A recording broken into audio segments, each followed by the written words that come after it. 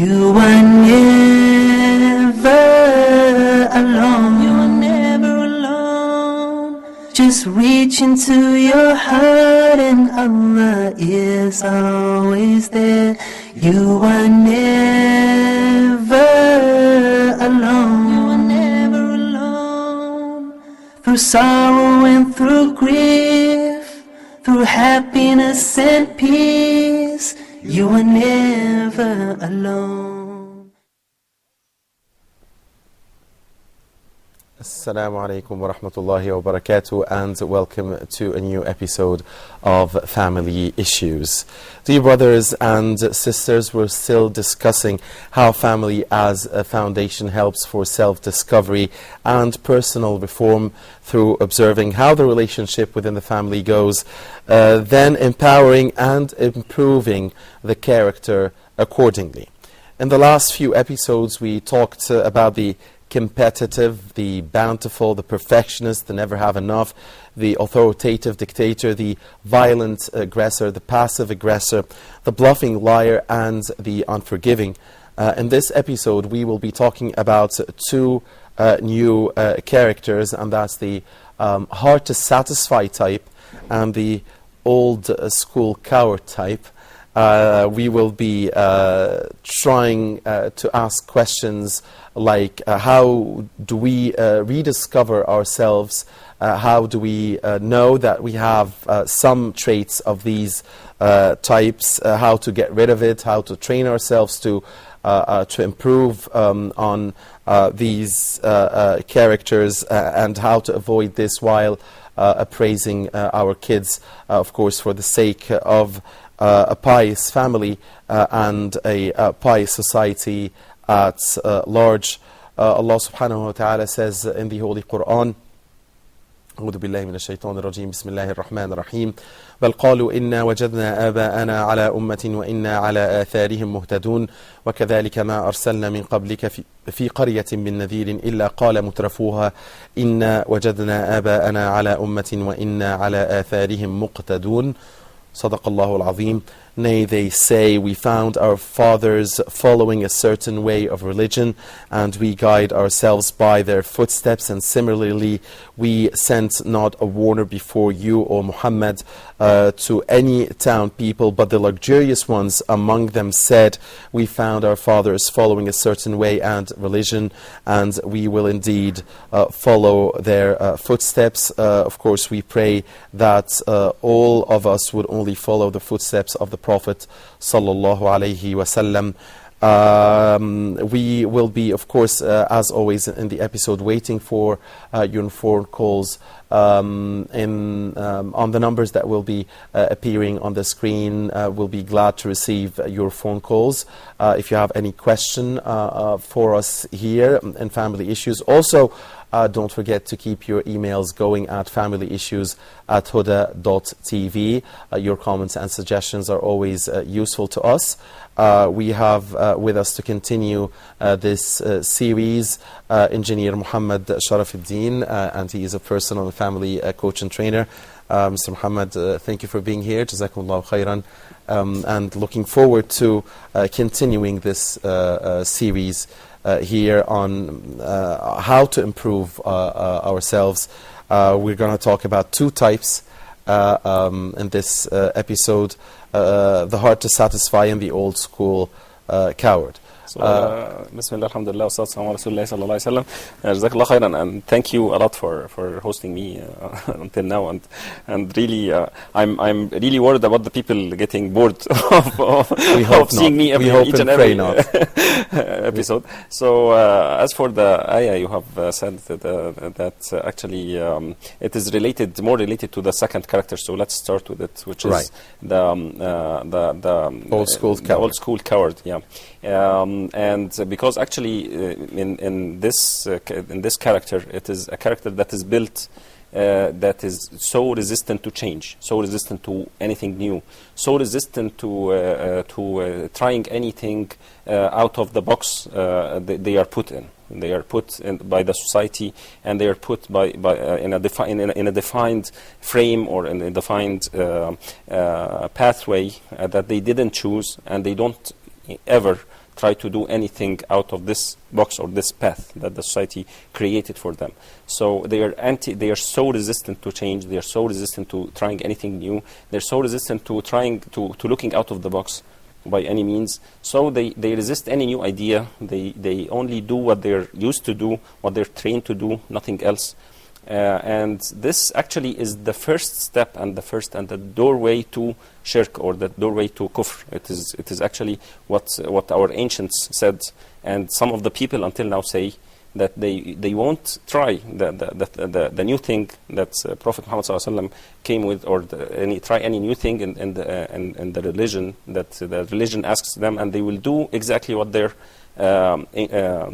parents and their grandparents did. Whatever. Of course, what the they Prophet saw. ﷺ came up with was simply a continuation of all the messages that were sent via Allah's messengers to the people, but he was, you know, on the path of completing the commandments of Allah and all morals and ethics that we need to survive here. Exactly, on earth. but actually this commandments they freedomize us. They don't let us a victim of the society. They not let us a victim of the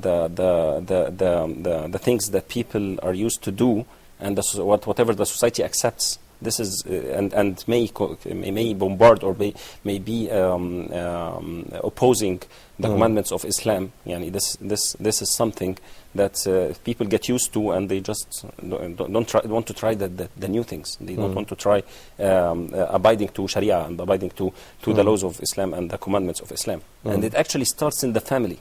It starts in the behaviors of the parents. It starts in the behaviors of the couple, that one of them is so resistant to trying anything new, even if it is accepted by Sharia and the laws of Islam. Yani. So this is the first doorway and the first step towards shirk, and this is the first doorway and the first step towards getting away from the path of Allah. Yani. So such a dangerous characteristic, and we should pinpoint exactly and momentarily, instantaneously, if we do have it, even in a small percentage in our general character, or if some of our beloved ones or family members have it, because we have to train to get rid of it. Yes, we have actually to understand that we have two things. We have one thing, which is the routine duties that we do. That is something that may not be touched a way or another. The routine duties as going to work, as having your rest time, having your family time, having your maybe regular entertainments or whatever. Yani, these are regular tasks that normally are not so much called for change during the lifetime. But there are moments and there are times that there is so much flexibility that you must accept changes in it. You must accept from time to time to maybe change the order of the house, maybe change the order of the furniture and this stuff. You may need to change the places that you go to for entertainment and for summer vacations and this stuff. You may need to change maybe your resorts and this stuff.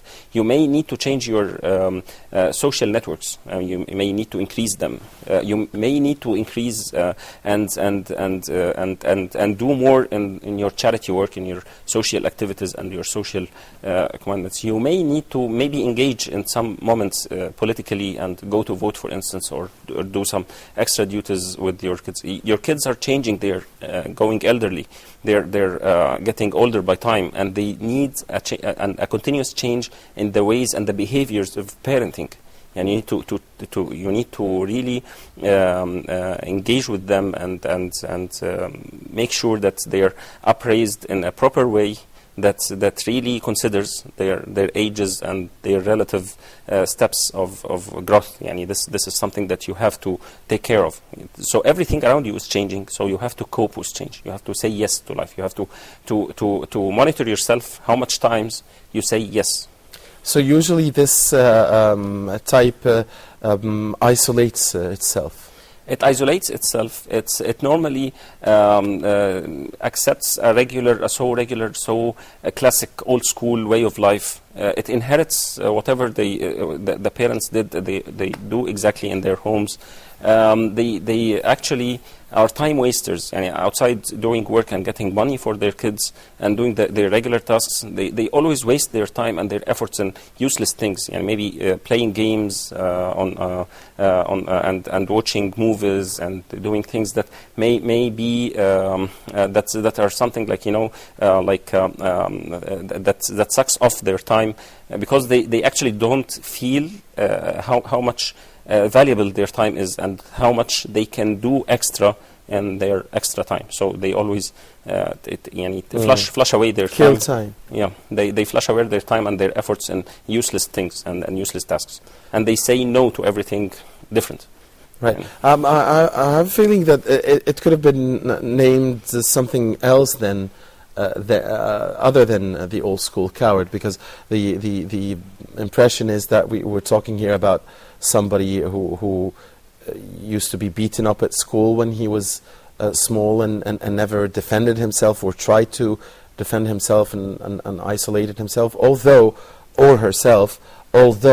out of these characteristics, out of this type, you could have a change in the future, and you can have somebody who used to be a coward or make a 180 degree turn and become not a bully, hopefully, but at least stable and confident and fair. It is exactly the same time that you say yes to different things, then that is the time you get out of being a coward.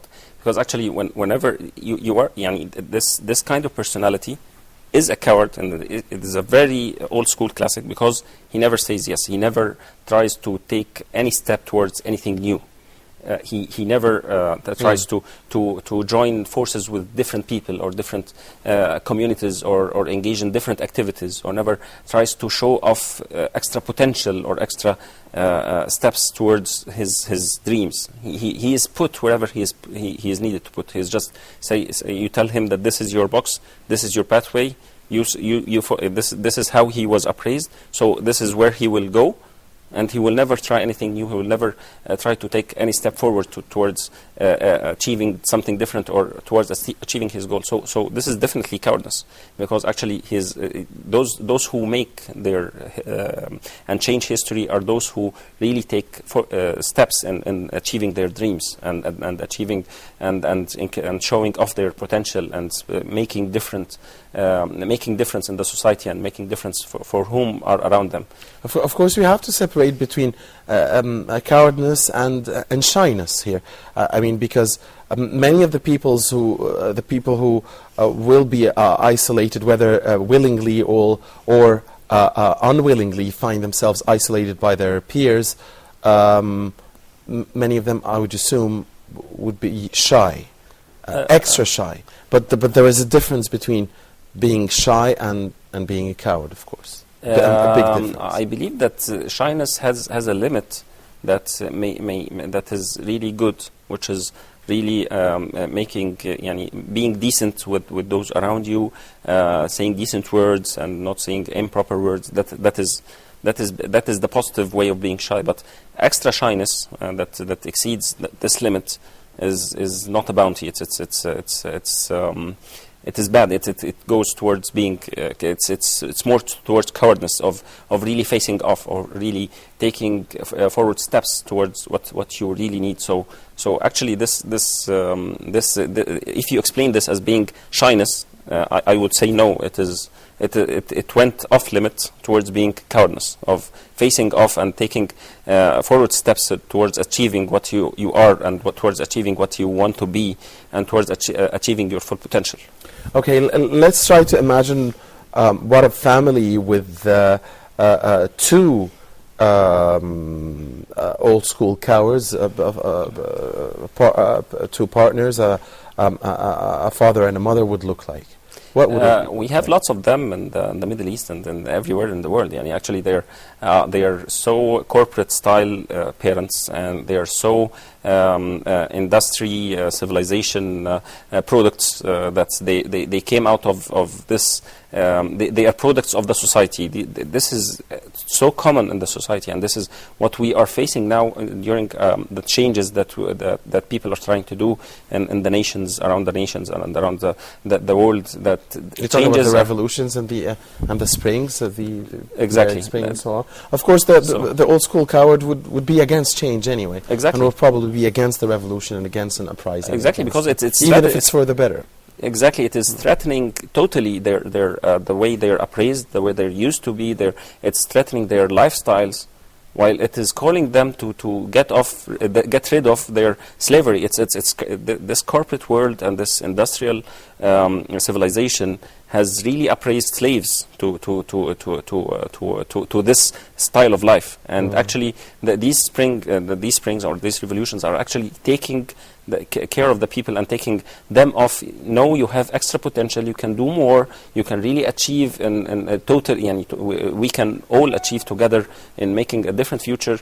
But this cowardness is pulling off people from sharing hands, and really because they are so much afraid of getting out of their comfort zones. And actually, it's not the comfort zone; it is the secure zone, because their comfort zone is not there. Their comfort zone is when they are unleashed, when they are freedomized, when they are really accessing their full potential and really embracing life and saying yes to change. It's amazing, but they might be too afraid to try it, although it's going to be much brighter, and it will feel better. Exactly. But they are depriving themselves this type. I mean, the old school cowards is depriving him or herself from trying this new thing, although that new thing could bring be their salvation, joy, happiness, and salvation. Yeah, could be their salvation. It's very true. Yeah. They have to really. Does this necessarily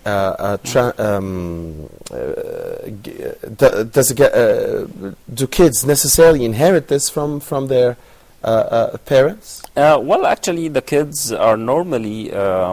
Alike to they're created on fitra, or created on their basic nature, and then their parents just mold them inside frames of their mind and frames of their appraising style. But at some age, which is the teenage that being a teenager, they become revolutionary. They become they question everything. If they're put again inside the same boxes and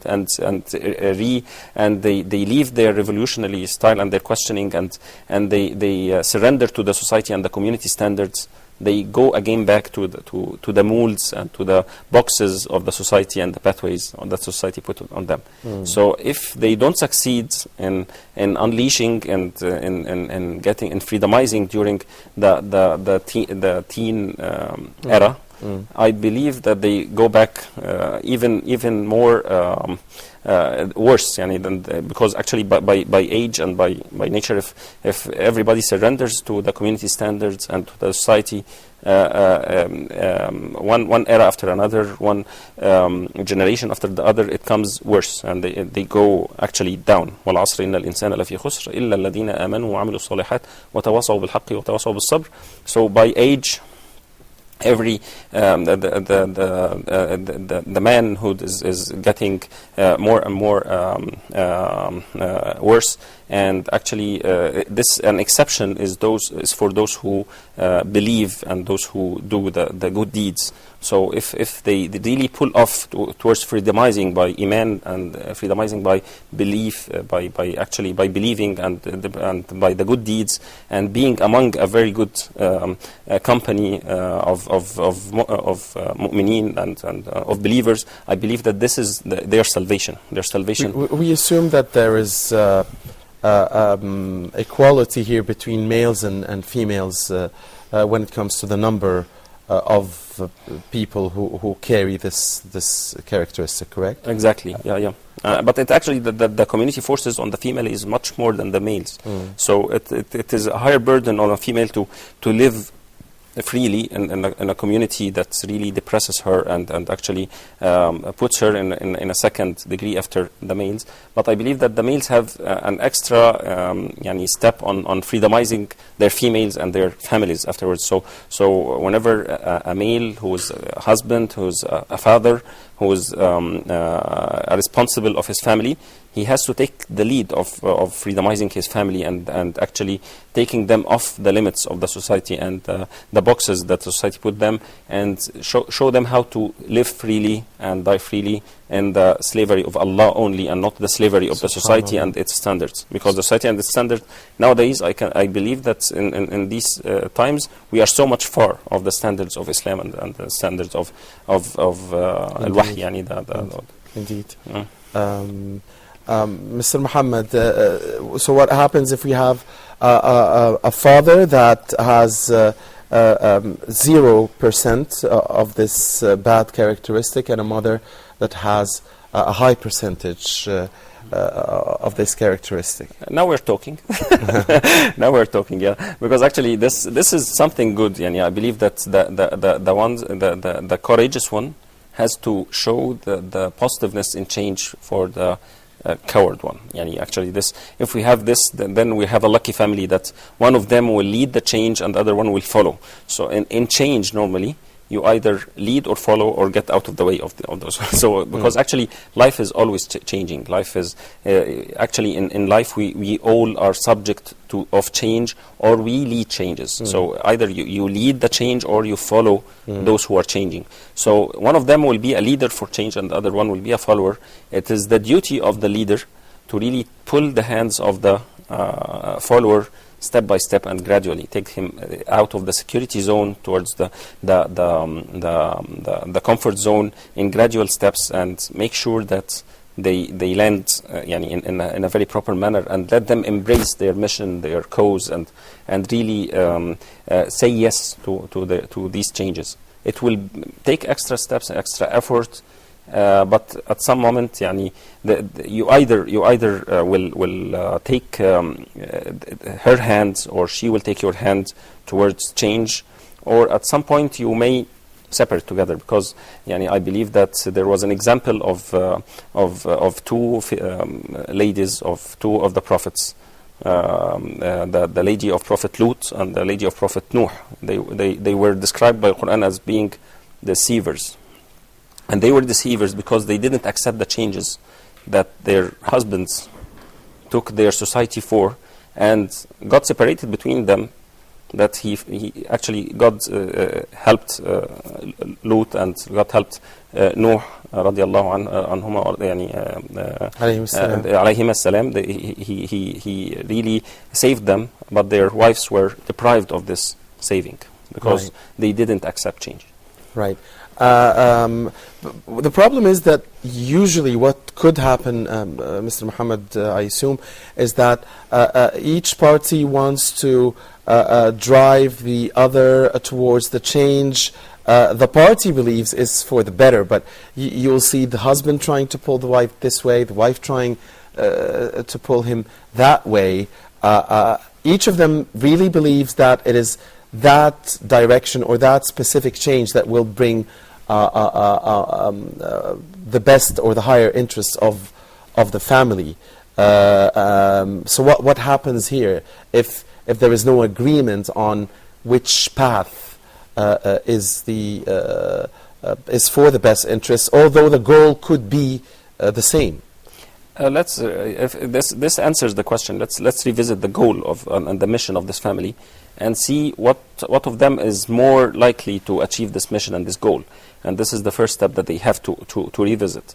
And if both ways are acceptable, then at this moment they have to look and which one of them is more abiding to Sharia. So if both of them are abiding to Sharia, then the man words will go. So that is so simple and so straightforward. So these are the 3 steps to make sure that you are when there is a conflict. So the man gets the veto. Yes, it's the leadership of the man, because he will take after making the most of the consensus that can be done. It is very important to make as much consensus as they can do.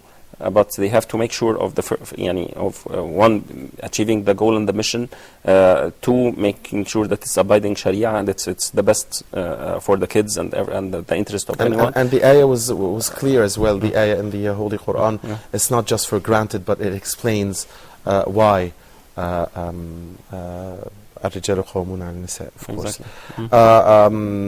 Mr. Muhammad, dear brothers and sisters, allow us to take a break here, and when we come back we'll be discussing the second type we'll be talking about here in this episode, and that is the heart to satisfy. I have a feeling many of you out there belong to this type. Might not be as dangerous as the first one. It's less dangerous, yes, but it is also. But it's very difficult to deal with, of course. Difficult to deal with, and it's very tricky with the kids. Yes, actually, indeed. Yeah, it reflects on their self-esteem. We'll resume after the break. Okay. Do stay with us. Salam alaikum. Never alone, you are never alone. Ask Huda.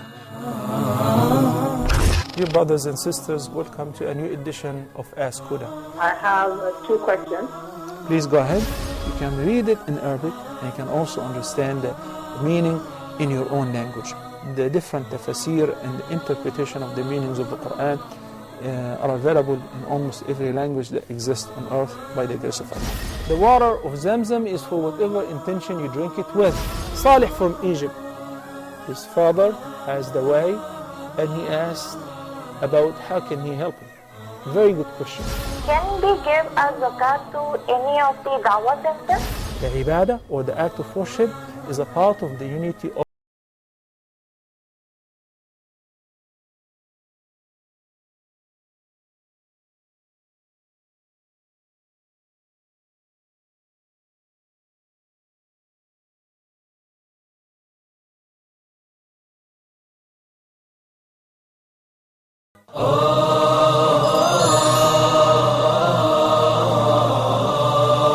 Allah subhanahu wa ta'ala choose whom He wills subhanahu wa ta'ala for His mercy, for His messengership, for the revelation to be revealed.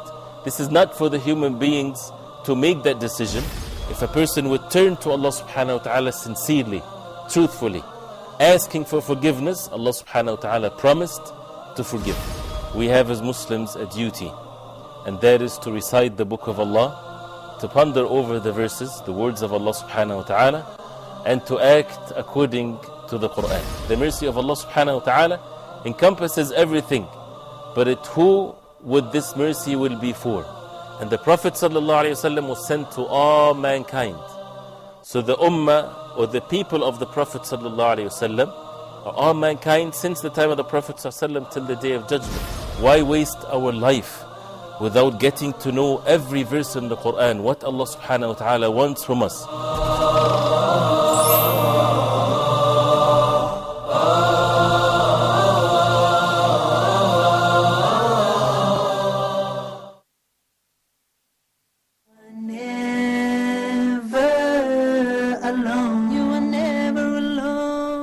Assalamu alaikum wa rahmatullahi wa barakatuh, and welcome back to the second part of Family Issues. Mr. Muhammad, we're going to talk now about the hard to satisfy character, also a dangerous character, because you could have some who are basically impossible to satisfy. I mean, a lot of husbands will tell you their wives are hard to satisfy or impossible to satisfy, and of course vice versa. So here that's really between partners a lot. Yeah, actually talking about the being unsatisfied is something that is totally talking about your self-esteem, and how much do you accept your deeds or see or perceive your image in front of the others. this is where you know, the trap of being hard to satisfy, because you are not satisfied of yourself, you're not satisfied of your deeds, you're not satisfied of what you offer to others. You are not you poorly reflect your image in front of the others. You don't feel upfit or appropriate in front of others, so it delivers to you that you feel unsatisfied of anything in life, and you are very hard to satisfy, because actually you don't feel your value to the humanity, or to the community, or to your family, or to your spouse, but it could be somebody very arrogant who really believes himself or in herself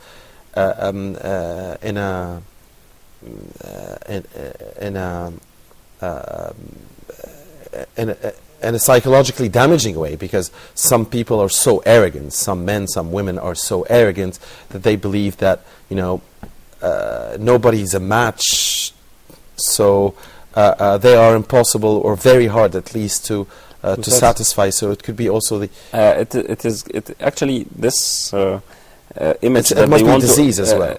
If this image that they put for themselves is actually a reflection and a defensive way to their poorness that is inside, and inside them they're not satisfied. Actually, this being defensive of having relations and having proper relations with others, and having a solid network with people, and imposing themselves to others in a way that makes healthy relations around them, is because they are poor in their inside. They feel so is it fair to say that the extra, I mean, those arrogant people are weak from the inside? They're very weak. Yeah. Could we put it as a rule? Actually, this is something that you have to fetch in yourself. Yani, this is one of the bad characters you have to fetch in yourself. But in most cases, most of these arrogant people, when you really touch base with them, when you really go in deep with them, they are really unsatisfied of life. They are unsatisfied of the relationships. They are unsatisfied of the others. They are unsatisfied of themselves. And they are putting this as something like a fossil, or something like a shell or something to defend themselves. It is a very weak shell. It's a glass shell, just to put themselves in this class, just because they don't want to work with the society. They don't want to be exposed more than that. So how do we know that we have some traits of this characteristic? Just fetch in yourself whenever if you really are giving something to someone, are you giving this thing, and you are seeing that this is that you are looking at the meaning behind it, or you're poorly reflecting or you're looking at the thing that you're delivering? And are you really feeling the value of your deeds, and your value to humanity, and the value to the society, your value to the family? Do you really feel it inside, or you feel inadequate among others? This is something that reflects. Are you really satisfied with yourself or not? Do you say a lot? But some people are so satisfied of themselves that it becomes a disease. That is something else. Yeah. That is something else. It's not. So this is not hard to satisfy. This is not hard to satisfy. Yes, and this is something else. That is something that's being maybe more into somebody who is careless about the others, or things like that. But actually being so, when you give someone a present or something, are you looking to its value, or looking to its meaning? Are you feeling that it's are you comparing others are giving to the same person better gifts, and your one is inadequate and reflecting poorly? Do you really are you really shy among others, showing your perspectives, your opinion, because you feel inadequate and unfit, and maybe you are irrelevant to this discussion? Maybe this is something else. Do you say with no backgrounds or with no reason, sorry and thank you, even if there is nothing to say sorry for, or saying thank you for, because you just feel that you hurt the others without any background or any reflection or any bad thing that you do, because you really poorly reflect on what you deliver. You poorly look on yourself. Don't you take lead of yourself in the community, and take lead of yourself in front of the others?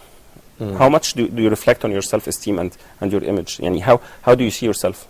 This is something that is very important to understand and to reflect, to monitor, and actually from marriage itself and from your relationship with your wife, from your relationship with your kids, you can tell if you feel adequate enough, or you feel thankful to the bounties that you are in, and reflecting with your full potential among your kids and your wife and your family, adding value to them, taking value of them, also in your kids. Yani actually it's very important in the kid to let him feel their self-esteem and feel their contribution in life, and letting them really fail once and twice and second and thrice, giving, letting them fail and recover, fail and recover, and show the best out of them. They have to, you have really to help them show their potential and be proud of whatever they deliver to the others, not look to them poorly. This is very important. Is it easy to spot that one of our beloved ones, one of the close family entourage, is a hard to satisfy person and doesn't value what he or she represents in society or delivers to people around him or her? Actually, I believe that there are some kids and sometimes the wives, sometimes the husbands, when they don't feel their value, when they don't take positive steps in their lives, whenever, for instance, whenever there is a promotion that is offered and there is a new job that is offered for, and there is a competition between maybe the husband and maybe two of the other seniors in the same team or something inside the company, and the husband doesn't take a step forward towards achieving in this competition or something, because he doesn't feel fit in front of these two seniors. That is something that reflects his self-esteem, because he doesn't want to take a step forward because he doesn't feel adequate among the others. That is something. The other thing, he doesn't want to fail. Yeah, he's afraid of failure. Maybe afraid of failure, and morally afraid of he doesn't really find the value in himself. He doesn't know how well he contributes in the team, and poorly reflects on his image. That is something. The other thing, it's maybe the wife herself. Maybe she doesn't know how much addition she does with her kids, with her family, with the others. She doesn't feel the value. Sometimes it happens that the husband maybe contributes in pulling off her self-esteem and maybe destroying her self-esteem by some bad words or some bad treatment or something like that. That happens, and we see this in the society, that the husbands doesn't take the hands of their wives towards better self-esteem. But on the other hand, there are wives who put themselves victims of others, and look on themselves as being victimized all the time, and they don't work on themselves, providing more positiveness to the society and making something different in the scope of the family, the scope of the kids, the scope of the husband, and the scope of the society around them. So now, when we were talking in the first part, Mr. Muhammad, about the old school coward type, you said that unfortunately, in your view, that society does suffer a lot from that disease, or the presence of many people from this type. What about the hard to satisfy type? Do you think that also our societies, our Muslim societies at large, suffer from having a big number of people with a big number of hard to satisfy people? I believe on some scale, yes, because actually I find lots of people who underestimate their potential. They underestimate their power. They underestimate the power of the people, the power of the unity, the power of taking the countries forward towards progression. The power of their religion itself. The power of their religion, exactly. That is really this is what religion is about. It's about empowering people. It's about empowering people and breaking off all the community old standards that are unfit, and really raising the bar towards the slavery of Allah only and not anyone else. Subhanallah. La ilaha illallah is actually denying any God but Allah, which is sometimes people are their gods are the money, sometimes their gods are maybe their work, sometimes the gods are their the community standards that are unfit to Sharia and to Deen. So actually when they feel inadequate and they feel that they can't change this, they are subject to, they are victims of the society and its standards, and they are victims of these gods a way or another, and they can't change it. So it reflects on the group self-esteem of the community, and this starts in the family. And if the families don't empower their kids, don't show them their full potential, how they can change, how they can succeed, how they can make a difference in themselves, the whole community will be appraised as a very poor community, which is really a victim of pharaohs and victim of those who or dictators who tell them what to do and what not to do, and they can't change it. Beautifully said. Beautifully said, allow me to say. So as we approach the end here in this episode, Mr. Muhammad, let's focus on appraising the kids and trying not to transmit this bad characteristic, the hard to satisfy type, from parents to kids, because we assume that this type will know itself. I mean, this type will know that its partner does have a bit, or should at least know that their partner, or that the both of them have certain percentages of this bad characteristic. So how do we make sure that this is not transmitted to our kids, and how do we train ourselves as well to move forward? I believe that first of all, focus on the kids mainly. Focus on the kids. First of all, we as parents have to really show that we have our self-esteem, we know what we contribute in the society, and this is by putting a family mission statement and personal mission statements for both the husband and the wife. And the kids have to see their parents achieving this and really working on progressing in achieving their goals and their mission statements. And this is the first step. We have to be the role models. This is one.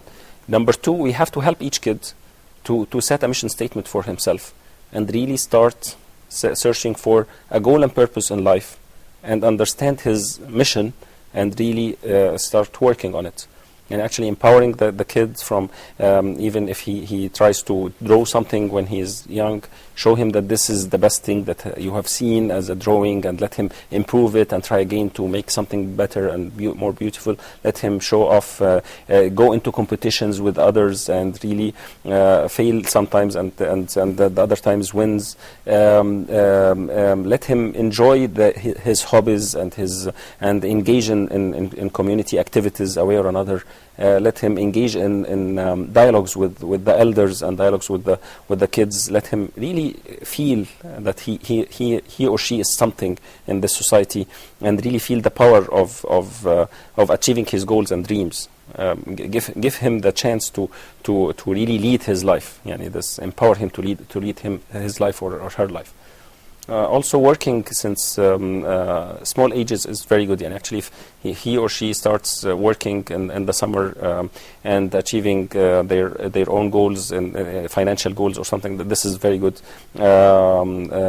Reciting Quran and studying Quran in a way, studying it by heart and understanding its meaning is so empowering to people, because those who carry Quran are really those who own the world. We have something like that. Jazakumullah khairan. On that note, dear brothers and sisters, we've come to an end to this episode of Family Issues. Jazakumullah khairan. Thank you very much Mr. Muhammad Sharafuddin, family and personal coach and trainer. Always a pleasure having you, and hoping to see you, inshallah, in the upcoming episodes to continue our series on how family as a foundation helps for self-discovery and personal reform through observing how the relationship within the family goes, and then empowering and improving the character accordingly. Until we meet again, don't forget to keep sending your emails at familyissues@huda.tv. Your comments and suggestions are always useful to us. Thank you for watching. Assalamu alaikum wa rahmatullahi wa barakatuh. Never alone, you are never alone.